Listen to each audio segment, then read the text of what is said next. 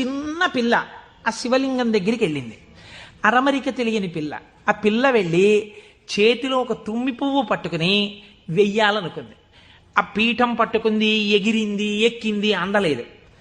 ఆ పిల్ల ఏడుపు మొదలెట్టి శివా శివా నువ్వు నాకు అందట్లేదు, పువ్వు ఎలా వేయనంది.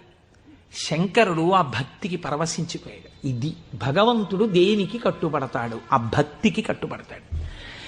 వెంటనే ఇలా ఉన్న శివలింగం ఇలా వంగిపోతే ఆ పిల్లకేం తెలుసు? శివలింగం వంగిపోయింది నా కోసం అన్నది. చిన్నపిల్ల పొంగిపోయి తప్పట్లు కొట్టేసి కాసేపు ఆడేసి 2 పువ్వులు వేసేసి వెళ్ళిపోయింది ఆ పిల్ల.